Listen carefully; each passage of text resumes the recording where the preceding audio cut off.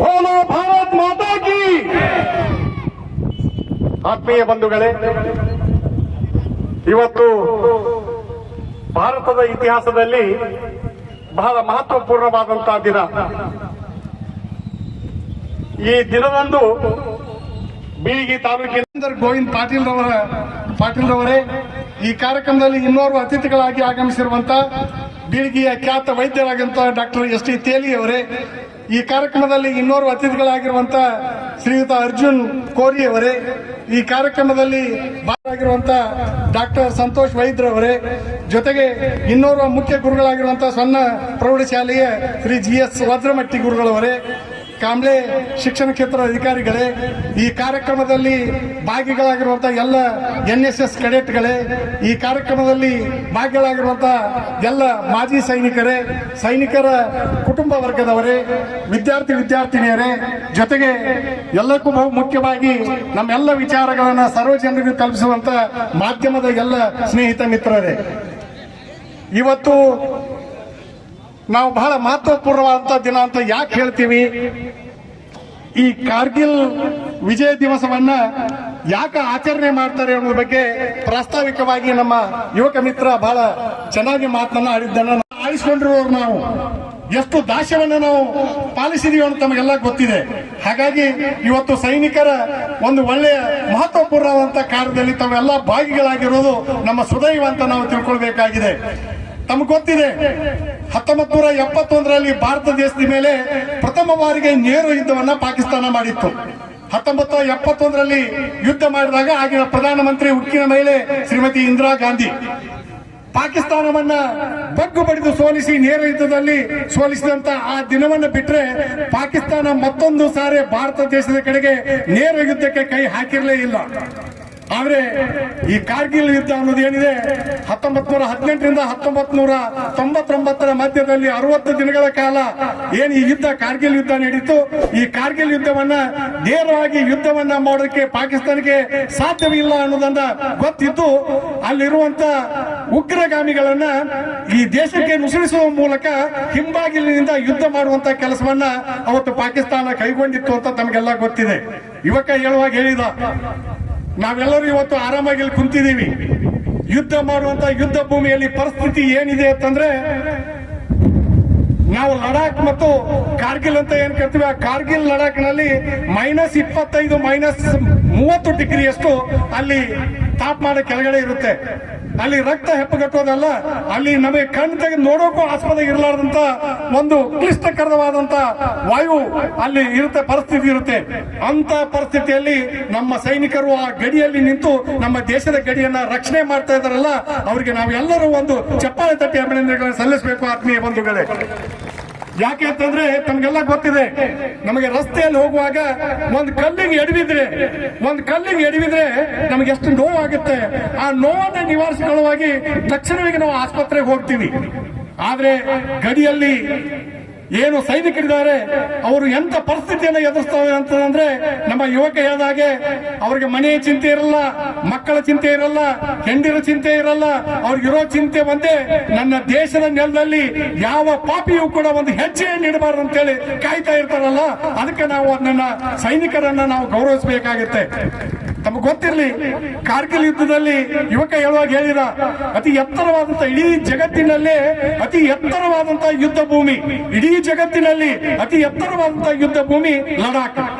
ಆ ಲಡಾಖ್ ಯುದ್ಧ ಭೂಮಿಯಲ್ಲಿ ಯುದ್ಧಗಳು ಒಟ್ಟು ಸುಲಭವಾಗಿ ನಡೆಯುವುದಿಲ್ಲ. ಬೇರೆ ರಾಷ್ಟ್ರದ ಯಾವ ಸೈನಿಕರು ಅಲ್ಲಿ ಯುದ್ಧ ಮಾಡೋಕ್ಕಾಗೋದಿಲ್ಲ. ಅಂತ ಒಂದು ಸ್ಥಾನ ಅದು.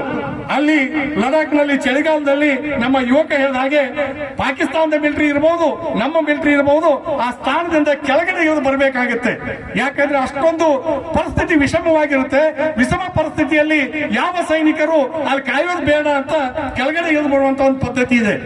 ನಾವು ಕೆಳಗಡೆ ಇಳಿದು ಬಂದ್ರೆ ಅವರು ಕೆಳಗಡೆ ಇಳಿದು ಬಂದಂಗೆ ಮಾಡಿ, ಬಟ್ ಹಿಂಬಾಗಿಲಿನಿಂದ ಉಗ್ರಗಾಮಿಗಳನ್ನ ಆ ಬಂಕರ್ಗಳಿಗೆ ಕಲಿಸುವಂತ ಕೆಲಸವನ್ನ ಪಾಕಿಸ್ತಾನ ಮಾಡುತ್ತೆ. ಹಾಗಾಗಿ ಅವರು ಬಂಕರ್ನಲ್ಲಿ ಹೋಗಿ ಸೇರೋದು ಗೊತ್ತಾದ ತಕ್ಷಣ ನಮ್ಮ ಸೈನಿಕರು ಅವ್ರ ಜೊತೆಗೆ ಯುದ್ಧ ಮಾಡಕ್ ಹೋಗ್ತಾರೆ. ಅವ್ರ ಮೇಲ್ಗಡೆ ಇರ್ತಾರೆ, ನಾವು ಬಂಕರ್ ಕೆಳಗಡೆ ಇರ್ತೀವಿ. ಅವ್ರ ಗುಡ್ಡದ ಮೇಲ್ಗಡೆಯಿಂದ ಅವ್ರಿಗೆ ಸುಲಭವಾಗಿ ನಾವು ಕಾಣ್ತೀವಿ. ನಮ್ಮ ಮೇಲೆ ಯುದ್ಧವನ್ನ ಮಾಡ್ತಾರೆ. ಆ ಯುದ್ಧದಲ್ಲಿ ನಮಗೆ ಸಾಕಷ್ಟು ಹಾನಿಗಳಾಗ್ತವೆ. ಅವಾಗ 1999ರಲ್ಲಿ ಈ ದೇಶದ ಅತ್ಯಂತ ಶ್ರೇಷ್ಠ ಪ್ರಧಾನಮಂತ್ರಿಯಾಗಿರೋರು ಡಾಕ್ಟರ್ ಅಟಲ್ ಬಿಹಾರಿ ವಾಜಪೇಯಿ. ಡಾಕ್ಟರೇಟ್ ಸಿಗ್ತವ್ರಿಗೆ ಆಮೇಲೆ ಡಾಕ್ಟರ್ ಅಟಲ್ ಬಿಹಾರಿ ವಾಜಪೇಯಿ ಅವರು ಅವಾಗ ಪ್ರಧಾನಮಂತ್ರಿಗಳಾಗಿರ್ತಾರೆ. ಅವರು ಪ್ರಧಾನಮಂತ್ರಿಗಳಾಗಿದ್ದಾಗ ಅದು ಒಂದು ಆಪರೇಷನ್ ವಿಜಯ ಅನ್ನುವಂತ ಹೆಸರನ್ನ ಕೊಟ್ಟು ಯಾವ ಬಂಕರ್ನಲ್ಲಿ ಪಾಕಿಸ್ತಾನಿಗಳು ಉಗ್ರಗಾಮಿಗಳನ್ನು ನುಗ್ಗಿಸಿ ಅಪ್ರತ್ಯಕ್ಷವಾಗಿ ಭಾರತ ಮೇಲೆ ಯುದ್ಧ ಸಾರಿದ್ರು ಅವರನ್ನ ನಿರ್ನಾಮ ಮಾಡುವ ಸಲುವಾಗಿ ಆಪರೇಷನ್ ವಿಜಯ ಅನ್ನುವಂತ ಕಾರ್ಯಕ್ರಮವನ್ನು ಪ್ರಾರಂಭ ಮಾಡ್ತಾರೆ. ಆ ವಿಜಯ ಅನ್ನುವಂತ ಆಪರೇಷನ್ ಕಾರ್ಯಕ್ರಮ 60 ದಿನಗಳ ಕಾಲ ನಡೆಯುತ್ತೆ. 60 ದಿನಗಳ ನಂತರ ಪಾಕಿಸ್ತಾನ ಉಗ್ರಗಾಮಿಗಳ ಜೊತೆಗೆ ಪಾಕಿಸ್ತಾನಿ ಸೈನಿಕರನ್ನ ಬಗ್ಗ ಬಡಿದು ನಮ್ಮ ದೇಶದ ಸೈನಿಕರು ವಿಜಯವನ್ನ ಸಾಧಿಸಿ ಆ ಭಾರತ ದೇಶದ ಜೆಂಡೆಯನ್ನ ಮತ್ತೆ ಆ ಭಾಗದಲ್ಲಿ ಹಾರಿಸ್ತಾರಲ್ಲ, ಅದು 25ನೇ ವರ್ಷ ಇವತ್ತು ಅಂಗವಾಗಿ ಈ ಕಾರ್ಯಕ್ರಮದಲ್ಲಿ ಹಮ್ಮಿಕೊಂಡಿದ್ದಾರೆ. ಅಲ್ಲಿ ಸುಮ್ಮನೆ ಜೆಂಡಾ ಹಾರಲಿಲ್ಲ ಭಾರತ ದೇಶದ್ದು. ಅಷ್ಟೊಂದು ಪರಿಸ್ಥಿತಿಯಲ್ಲಿ ನಮ್ಮ ಸೈನಿಕರು ಏನು ಯುವಕ ಹೇಳಿರಲ್ಲ, 7 ಜನ ಸೈನಿಕರು ಹೋದ್ರು, ಬಂಕರ್ ಅಲ್ಲಿ ಇದ್ರು. ಆ ಬಂಕರ್ ಅನ್ನ ಅಟ್ಯಾಕ್ ಮಾಡಿದ್ರು. ಆ ಬಂಕರ್ ಅನ್ನ ಅಟ್ಯಾಕ್ ಮಾಡಿದಾಗ 7 ಜನರ ವೀರ ಮರಣವನ್ನ ಹೊಂದಿದ್ರು ಅನ್ನುವಂತ ಮಾತನ್ನು ಅವ್ರು ಹೇಳಿದ್ರು. ಆ 7 ಜನ ವೀರ ಮರಣ ಹೊಂದಿದವರಿಗೆ ಭಾರತ ಸರ್ಕಾರ ಅತ್ಯಂತ ಶ್ರೇಷ್ಠವಾದಂತ ಒಂದು ಗೌರವವನ್ನ ಅವರಿಗೆ ನೀಡಿದೆ. ಪರಮವೀರ ಚಕ್ರ, ಇಡೀ ದೇಶದಲ್ಲಿ ಶ್ರೇಷ್ಠವಾದಂತ ಒಂದು ಪ್ರಶಸ್ತಿಯನ್ನ ಆ ಸೈನಿಕರಿಗೆ ನೀಡುವಂತ ಕೆಲಸವನ್ನ ಈ ಭಾರತ ಸರ್ಕಾರ ಮಾಡಿತು. ಆಗಿನ ಅಟಲ್ ಬಿಹಾರಿ ವಾಜಪೇಯಿ ಅವರ ಸರ್ಕಾರ ಮಾಡಿತು ಅನ್ನೋದನ್ನ ನಾವು ಗಮನದಲ್ಲಿ ಇಟ್ಕೊಳ್ಬೇಕು. ಆ 7 ಜನ ಸೈನಿಕರ ಕಥೆಯನ್ನು ನೀವು ಒಂದ್ಸಾರಿ ಕೇಳಲೇಬೇಕು. 7 ಜನ ಸೈನಿಕರು ಬಂಕರ್ನಲ್ಲಿದ್ದಾಗ ಒಂದೇ ಬಾರಿಗೆ ಉಗ್ರಗಾಮಿಗಳು ಪಾಕಿಸ್ತಾನ ಸೈನ್ಯ ಅವರನ್ನು ಆಕ್ರಮಣ ಮಾಡುತ್ತೆ. ಆಕ್ರಮಣ ಹೇಗೆ ಮಾಡುತ್ತೆ ಅಂತಂದ್ರೆ, ನಮ್ಮ ಯುವಕ ಹೇಳಿದಂಗೆ AK-47 ರೈಫಲ್ ತಗೊಂಡು ಮನಬಂದಂತೆ ಗುಂಡನ್ನು ಅವ್ರ ಮೇಲೆ ಹಾರಿಸ್ತಾರೆ. ಅವಾಗ ಎಲ್ಲಾ ಜನರು ಸತ್ತು ನಿಲ್ತಾರೆ.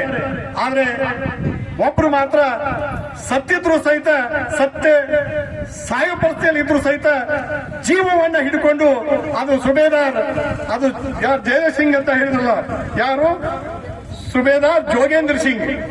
ಸುಬೇದಾರ್ ಜೋಗೇಂದ್ರ ಸಿಂಗ್ ಅಂದ್ರೆ ಬ್ರಿಗೇಡಿಯರ್ ಜೋಗೇಂದ್ರ ಸಿಂಗ್ ಅನ್ನೋರು ಏನ್ ಮಾಡ್ತಾರೆ ಅಂತ ನಮ್ಗೆ ನೆನಪಿರ್ಲಿ. ನಮಗೆ ಕಣ್ಣಲ್ಲಿ ನೀರು ಬರುತ್ತೆ. ಒಂದು ಕಲ್ಲು ನಮಗ ಎಡವಿದ್ರೆ ಅದನ್ನ ರಕ್ತ ಬರ್ಸ್ಕೊಳ್ಳುವವರೆಗೂ, ಬ್ಯಾಂಡೇಜ್ ಮಾಡಿಸುವವರೆಗೂ ನಮ್ಮ ಮನಸ್ಸಿಗೆ ಸಮಾಧಾನ ಇರೋದಿಲ್ಲ. ಆದ್ರೆ ಆ ಬ್ರಿಗೇಡಿಯರ್ ಜೋಗೇಂದ್ರ ಸಿಂಗ್ಗೆ 6 ಜನ ಸೈನಿಕರು ಸಾಯ್ತಾರೆ. ಎಲ್ಲರೂ ಸತ್ರ ನಾನು ಸತ್ತಿನಂಗೆ ನಡೆಸಬೇಕು ಅಂತ ಸತ್ತವರ ಹಾಗೆ ಅಲ್ಲೇ ಬೀಳ್ತಾರೆ. ಅವ್ರ ಕೈಲಿ ರೈಫಲ್ ಅನ್ನು ತಗೊಳ್ತಾರೆ, ತಗೊಂಡು ಹಾಗೆ ಬಿಡೋದಿಲ್ಲ. ಮತ್ತೆ ಒಂದ್ಸಾರಿ ಸತ್ತಾರು ಆದ್ರೂ ಹೇಳಕ್ ಆಗೋದಿಲ್ಲ. ಈ ಭಾರತೀಯ ಸೈನಿಕರು ಬಹಳ ಜಾಣರು ಇವರು ಅಂತ ಹೇಳಿ ಮತ್ತೊಂದು ಸಾರಿ AK-47 ರೈಫಲ್ ಇಂದ ಗುಂಡುಗಳನ್ನ ಹಾರಿಸ್ತಾರೆ. ಸತ್ತ ಜನರ ಮಧ್ಯದಲ್ಲಿ ಸತ್ತಿರುವ ಹಾಗೆ ಬಿದ್ದಿರುವಂತ ಜೋಗೇಂದ್ರ ಸಿಂಗ್ ಅವರಿಗೆ 15 ಗುಂಡುಗಳು ಅವರ ದೇಹದಲ್ಲಿ ಹೋಗ್ತವೆ. ಆದ್ರೆ ಯಾವ ಕಾರಣಕ್ಕೂ ಅವರು ಉಸಿರನ್ನ ಬಿಡೋದಿಲ್ಲ. ನಾವು ಒಂದು ಕಲ್ಲಿಗೆ ಹಿಡಿದ್ರೆ ನನ್ ಕಲ್ಲು ಬಡಿತು, ನನಗೆ ನೋವಾಯ್ತು ಅಂತ ಚೀರಾಡ್ತೀವಿ, ಜನಗಳನ್ನು ಸೇರಿಸ್ತೀವಿ, ನೋವನ್ನು ಹಂಚ್ಕೊಳ್ತೀವಿ. 15 ಗುಂಡುಗಳು ಅವರ ದೇಹದಲ್ಲಿ ಹೊಕ್ಕಿದ್ರು ಸಹಿತ ಉಸಿರು ಬಿಡ್ಲಾರ್ದ, ಮಾತೆತ್ತಲಾರ್ದ ಸತ್ತವರಂಗೆ ಇದ್ದಂತ ಜೋಗೇಂದ್ರ ಸಿಂಗು ತದನಂತರದಲ್ಲಿ ಸತ್ತ ಅಂತ ಅವ್ರ ಕೆಳಗಡೆ ಹೋದಾಗ ಅವ್ರ ಹತ್ರ ರೈಫಲ್ ಇರಲಿಲ್ಲ. ಆದ್ರೆ ಅವ್ರ ಹೊಟ್ಟಿ ಕೆಳಗಡೆ ಶೆಲ್ಗಳನ್ನ ಇಟ್ಕೊಂಡಿದ್ರು. ಆ ಶೆಲ್ಗಳನ್ನ ಆ 100 ಜನ ಪಾಕಿಸ್ತಾನಿ ಯೋಧರು ಮತ್ತು ಉಗ್ರರ ಮೇಲೆ ಹಾರಿಸಿ ಅವರನ್ನ ಸೆದೆ ಪಡೆದು ಅವರು ವೀರ ಮರಣವನ್ನು ಹೊಂತಾರೆ ಅನ್ನೋದನ್ನ ನಾವು ನೆನೆಸ್ಕೊಂಡ್ರೆ ನಮ್ಮ ಕಣ್ಣಲ್ಲಿ ನೀರು ಬರದೇ ಇರ್ತಾ ಲೆಕ್ಕ ಹಾಕಿ. ಸೈನಿಕರು ನಮಗಾಗಿ ಅವರು ಎಷ್ಟು ತ್ಯಾಗವನ್ನ ಮಾಡ್ತಾರೆ ಅನ್ನೋದನ್ನ ನಾವು ಗಮನದಲ್ಲಿ ಇಟ್ಕೊಳ್ಬೇಕು. ಆತ್ಮೀಯ ಬಂಧುಗಳೇ, ಯುವಕ ಹೇಳಿದಾಗೆ ಯಾವ ರಾಷ್ಟ್ರದಲ್ಲಿ, ಯಾವ ದೇಶದಲ್ಲಿ ಈ 3 ಜನರಿಗೆ ಗೌರವವನ್ನ ನಾವು ಕೊಡೋದಿಲ್ಲ. 3 ಜನ ಯಾರು ಅಂತಂದ್ರೆ, ಒಂದು ಗಡಿ ಕಾಯುವ ಸೈನಿಕ, ಇನ್ನೊಬ್ಬವ ಅನ್ನ ಹಾಕುವ ರೈತ, ಮತ್ತೊಬ್ಬ ನಮ್ಮೆಲ್ಲರ ಸುಭಿಕ್ಷೆಯನ್ನು ಕಾರುವಂತ ಕಾರ್ಮಿಕ. ಈ 3 ಜನರಿಗೆ ಯಾವ ದೇಶದಲ್ಲಿ ಗೌರವ ಸಿಗೋದಿಲ್ಲ, ಆ ದೇಶ ಅಭಿವೃದ್ಧಿ ಹೊಂದಕ್ಕೆ ಸಾಧ್ಯವಿಲ್ಲ ಅನ್ನೋದನ್ನ ದೊಡ್ಡವರು ಹೇಳಿದನ್ನು ನಾವು ಗಮನದಲ್ಲಿ ಇಟ್ಕೊಳ್ಬೇಕು ಆತ್ಮೀಯ ಬಂಧುಗಳೇ. ಹಾಗಾಗಿ ಇವತ್ತು ಜೈ ಜವಾನ್ ಮಾಜಿ ಸೈನಿಕರ ಸಂಘ ಏನು ಈ ಕಾರ್ಯಕ್ರಮವನ್ನ 25 ವರ್ಷಗಳ ಹಿಂದೆ ಕಾರ್ಗಿಲ್ ಯುದ್ಧದಲ್ಲಿ 527 ಜನ ಹುತಾತ್ಮರಾದರು. ಆ ಹುತಾತ್ಮರಿಗೆ ಗೌರವ ಸಲ್ಲಿಸುವ ಸಲುವಾಗಿ ನನ್ನ ತಾಲೂಕಿನಲ್ಲಿ ಬಹಳ ಹೆಮ್ಮೆಯಿಂದ ಹೇಳ್ತೀನಿ, ನನ್ನ ತಾಲೂಕಿನ ನೆಲದಲ್ಲಿ ಇಂಥ ಅದ್ಭುತವಾದ ಕಾರ್ಯಕ್ರಮವನ್ನ ನೀವು ಮಾಜಿ ಸೈನಿಕರು ಮಾಡಿದಿರಲ್ಲ, ನಿಮಗೆ 100 ನಮಸ್ಕಾರಗಳನ್ನು ನಾವು ಈ ವೇದಿಕೆ ಮೇಲೆ ಮಾಡೋಕೆ ನಾನು ಸಂತೋಷ ಪಡ್ತಾ ಇದ್ದೀನಿ. ಆತ್ಮೀಯ ಬಂಧುಗಳೇ, ಇದು ಸಣ್ಣ ಕೆಲಸ ಅಲ್ಲ. ನಮ್ಮ ಯುವಕ ಹೇಳಿದ ಹಾಗೆ ಯಾರ್ಯಾರು ಎಲ್ಲೆಲ್ಲೋ ಕಾರ್ಯಕ್ರಮ, ಯಾವನೋ ಎಲ್ಲೇ ಸಿನಿಮಾ ಆಕ್ಟರ್ ಸತ್ರೆ, ಯಾವನೋ ಎಲ್ಲೋ ಒಬ್ಬ ರಾಜಕಾರಣಿ ಸತ್ರೆ ಎಷ್ಟು ವೈಭವಪೂರಿತವಾಗಿ ಎಷ್ಟು ಜನ ಬಂದು ಸೇರ್ತಾರೆ. ಆದ್ರೆ ನಮ್ಮ ರಕ್ಷಣೆ ಮಾಡುವಂತ 527 ಜನ ಸೈನಿಕರು ಸತ್ತು ಮರಣವನ್ನಪ್ಪಿದಾರಲ್ಲ, ಅವರಿಗೆ ಗೌರವ ಸಲ್ಲಿಸುವ ಸಲುವಾಗಿ ನಾವು 2 ಗಂಟೆ ಇಲ್ಲಿ ಕುತ್ಕೊಳ್ಳಕ್ಕೆ ಆಗೋದಿಲ್ಲ ಅಂತಂದ್ರೆ ನಮ್ಮಷ್ಟ ದುರ್ದೈವಿಗಳು ಯಾರು ಇಲ್ಲ ಅನ್ನೋದನ್ನು ನಾವು ಗಮನದಲ್ಲಿಟ್ಕೊಳ್ಬೇಕು ಆತ್ಮೀಯ ಬಂಧುಗಳೇ. ಆದ್ದರಿಂದ ನಾನು ತಮ್ಮಲ್ಲಿ ವಿನಂತಿ ಮಾಡ್ಕೊಳ್ತೇನೆ, ಈ ವೀರ ಯೋಧರ ಅವರ ಗೌರವವನ್ನ, ಅವರ ಸಾರ್ಥಕ ಸೇವೆಯನ್ನ, ಅವರ ತ್ಯಾಗವನ್ನ ನಾವು ಗೌರವಿಸದೆ ಹೋದ್ರೆ ಈ ದೇಶದಲ್ಲಿ ಇದ್ದು ನಾವು ಸತ್ತಂಗೆ ಅನ್ನೋದನ್ನ ನಮಗೆಲ್ಲ ಭಾರತೀಯರು ತಿಳ್ಕೊಳ್ಬೇಕು ಅನ್ನುವಂತ ಮಾತನ್ನ ಈ ಸಂದರ್ಭದಲ್ಲಿ ಹೇಳುವುದ್ರ ಜೊತೆಗೆ ತಮಗೆ ಗೊತ್ತಿರೋ ಹಾಗೆ ಇನ್ನು ಇಲ್ಲಿ ಆಪರೇಷನ್ ವಿಜಯನಲ್ಲಿ ಭಾಗವಹಿಸಿದ ಸೈನಿಕರು ತೋರಿದ ಧೈರ್ಯ, ಶೌರ್ಯ, ಸಮರ್ಪಣೆ ಎಂದೆಂದಿಗೂ ಅದು ಅಳಿಸಲಾಗದು. ಅವರ ಕುಟುಂಬಕ್ಕೆ ಆಗಿರುವ ನೋವನ್ನ ಭರಿಸುವಂತ ಶಕ್ತಿ ಆ ದೇವರು, ಈ ಸಮಾಜ ಅವರಿಗೆ ನೀಡಬೇಕು ಅನ್ನುವಂತ ಮಾತನ್ನ ಈ ಸಂದರ್ಭದಲ್ಲಿ ಹೇಳೋದಕ್ಕೆ ಬಹಳ ಸಂತೋಷ ಆಗ್ತಾ ಇದೆ. ಈ ಸಂದರ್ಭದಲ್ಲಿ ಜಾಸ್ತಿ ಮಾತನಾಡಕ್ ಹೋಗೋದಿಲ್ಲ, ಯಾಕಂದ್ರೆ ಹುತಾತ್ಮರಿಗೆ ಗೌರವ ಸಲ್ಲಿಸುವಂತ ಸಮಾರಂಭ ಇದು.